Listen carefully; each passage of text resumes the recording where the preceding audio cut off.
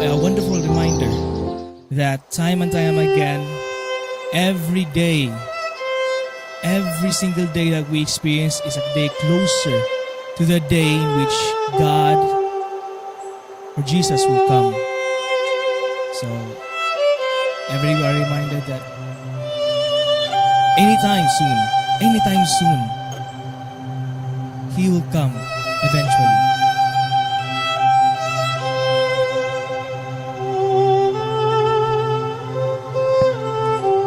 So this morning, last night, we went to Baleta Church to have this Tagalog pakikiramay to the family. Their daughter died due to myoma, and that thing, I didn't know about it exactly. I've heard a lot of times about myoma, but when I searched myoma, it goes with the usually the female, the uterus. It goes with the hormonal change of a person. So I was thinking, there are a lot of sickness that is generally to everyone. For men, we all have an exclusive sickness. We have prostate cancer, only for men. For this time, it's for women, myoma. So I was wondering, how can we comfort someone who lost a loved one? Well, I myself, I experienced this kind of experience when I lost someone. I lost my brother 10 years ago. And I know what it feels like to have someone to lose, to have someone who lost from you. What do you mean? We couldn't experience them again. And my mind goes back to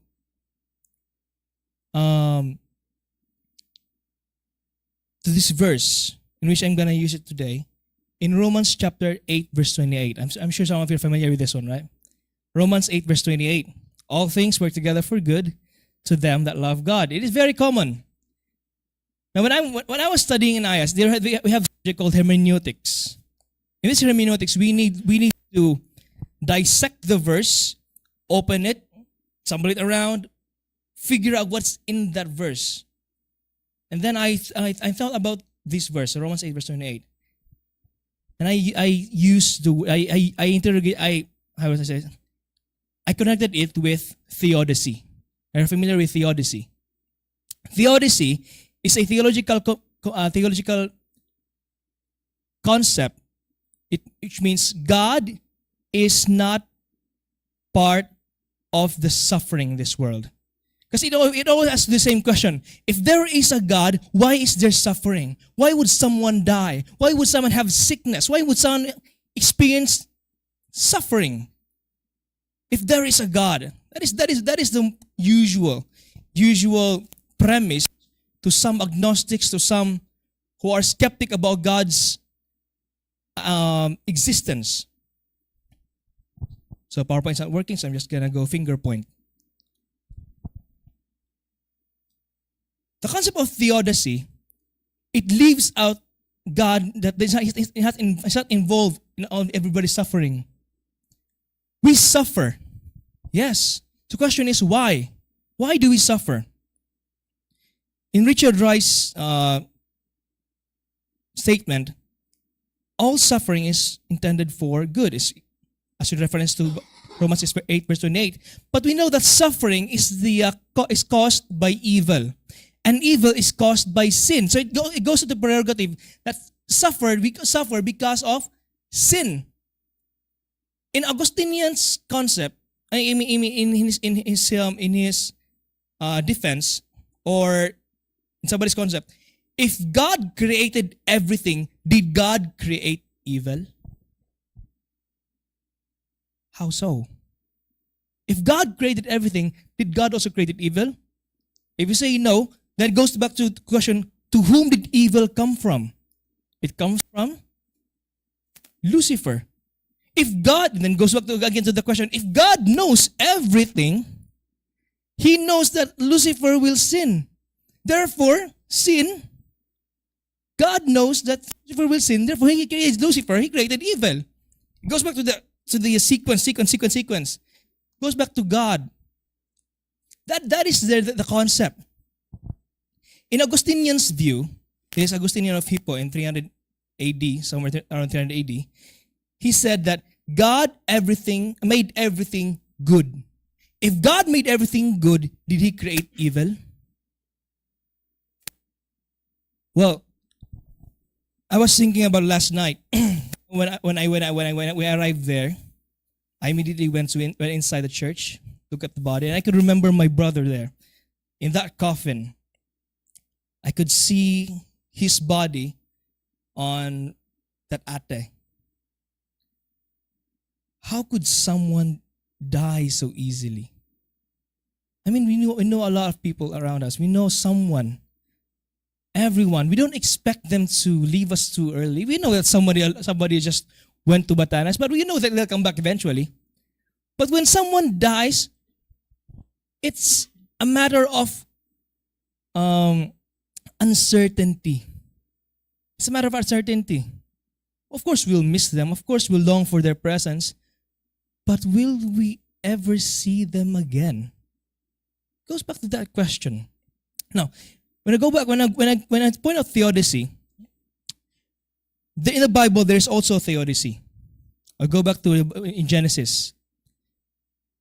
Theodicy is defined again that suffering is not God's intention, but sometimes suffering will put someone to good. I mean, the cause of it is good. Remember Joseph. Joseph suffered. We know the narrative of Joseph. Joseph was brought as a slave in Egypt. He suffered, being framed as a rapist. Went to jail. Spent a lot of years there, and then, lo and behold, he was placed as a governor of Egypt. And he became someone who was known as a savior of Egypt in the time of famine.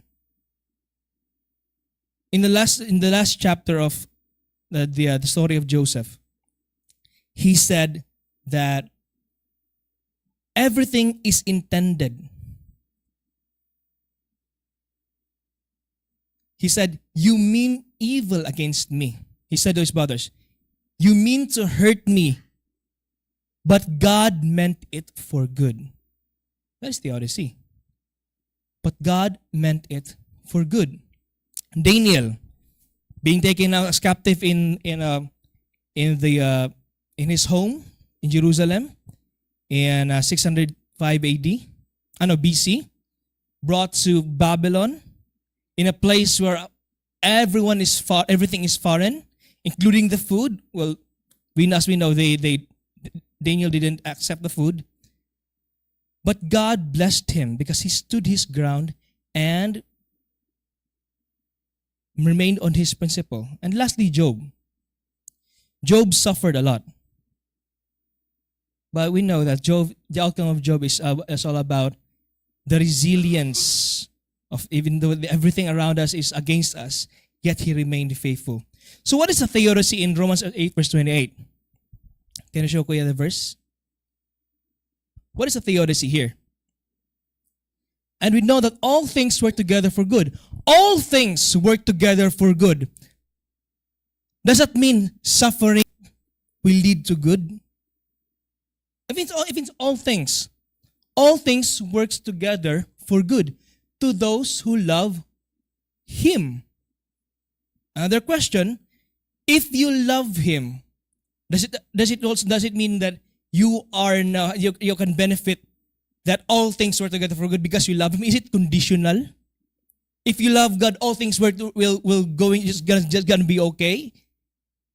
If it's conditional, if you love Him. Now, I want you to focus on the word all things. The Greek for all things is panta. Panta means totality, mass, or in a collective. In other words, everything. Does it mean suffering? Yes. All things work together for good. All things, yeah. All things. The word for together, work together, in Greek is called synergy, or synergy, or synchro, being together, working together. All things, so it's all things, panta, works together to engage in an activity together with someone else, to work together or to be active together. Does it mean good and bad, evil and suffering? Everything is working together and going to the for good. For good. So the question is it okay to suffer because it's for good? The theodicy here is proving that God is in control. God is in control of everything. But does it mean that it's okay to suffer? Should we invite suffering because it's okay, it's all right? Can you, Kuya Ramon, can you flash also the screen in chapter, in the preceding verse of this one, 28?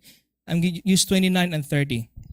So that'll be the focus of our the conclusion of this verse. Is it okay that to suffer, all things work together? It's okay to suffer. We of course we suffer, but is it all right? I mean, we can say that okay, it's all right, it's okay. God is in control of everything. But should we invite suffering, or should we connect that suffering is part of God's purpose? I don't think so. Suffering is not part of God's purpose. It is not His intention for us to suffer. But because of sin, that is become an outcome. That is what experience today. What we experience, what they experienced in Balete Church. What we experience every now and then when we suffer. It's because of sin. So did God create sin? No. He created everything good. Of course, that leaves out to the matter of choice. Satan or Lucifer had his choice. God knew it. He did not prevent it because out of love. But He allowed it to happen. It's out of love. If we're going to talk about it, it goes back to the great controversy. But it'll take a lot of time. Because out of love, everything has happened for a reason. Can you go out, Raymond, 29 and 30? Here's verse 28. Add 29 and 30. Okay. So as I was doing this research, this is our subject, this is our project in my subject. In the immediate context, verse 29. For those God foreknew, He also predestined. It means God is sovereign. God is in control of everything. He knew what's going to happen. He knew what's the outcome. And God has predestined it to confirm to the image of His Son. We are called to be His children. Does God, if you're a parent, will you allow your children to suffer? Of course not, right? But everything is predestined. Verse 30, Kuya. And verse 30, it is, um, and to those who are predestined, also called. I like this one. To those who are predestined, he also called. To those who are called, are justified. And to those who are justified, he also glorified. Now going back to the verse 28, that for good is not intended for the good that we have right now. Let's say, for example, it's okay that we suffer now because later on we'll have blessing later on. It's okay that we suffer now because it is for our learning or for everything. But the word for good is not on earthly good, but on heavenly good. In verse 30, it says, verse 30, yeah? Verse 30, he also glorified. And when is this glorified? Question, when is this glorified going to happen? In heaven. The final glorification. Everything that we experience in this world is suffering. Yes. But it is for the good that is in heaven. That final glorification that every one of us will experience. And if I'm going to relate it to great controversy, everything we experience in this world, the suffering, the pleasures, and the outcomes that we have in this world are all but temporary. Because of what? Sin. Because of sin. But at the end, when God will come and everyone's going to be glorified, to whom that love him, those who will love him will be glorified. Sin is no longer inapplicable to everyone. Suffering is inapplicable. So the verse 8:28, it doesn't mean that you'll get benefit later on, but the benefit is much more better than later on. When they say that someone is suffering, that's okay, okay lang na. That's okay. Kaya mo yan. Magkaka-blessing ka rin mamaya. Sometimes we use Romans 8 verse 28 to those who are suffering as way of comfort. But the best way to use this one is in that final day, we always perceive to that very moment where we see God in the sky. The blessed hope. And everyone will say, Maranatha. Our God has come. May we be blessed this morning, my dear brothers and sisters, that everything in this world is provided by God. Everything is under His control. And we always perceive or we always anticipate that moment when all of things will be glorified. All of us who are called to be sons and daughters, who are called to be children for the work that we have right now. Let us all have the mentality to prepare for our lives. Good morning and have a blessed preparation day.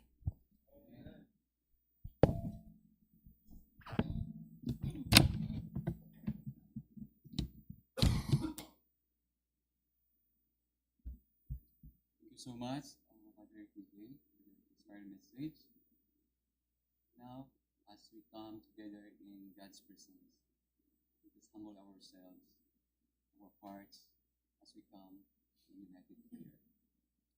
And let us remember to lift up our regular intentions, our regular prayer request enumerated in the screen.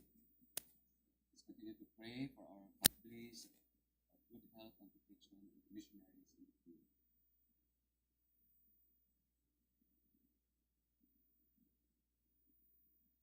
Let's continue to pray for the group in Batanes as they prepare for the crusade. Actually, that evangelistic effort is a collaboration between 1000mm and Devotional.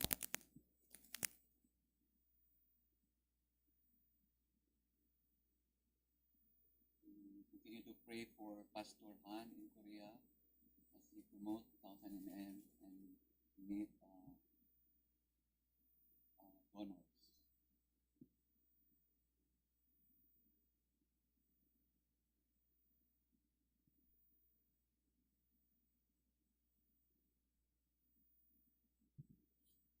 Some more requests.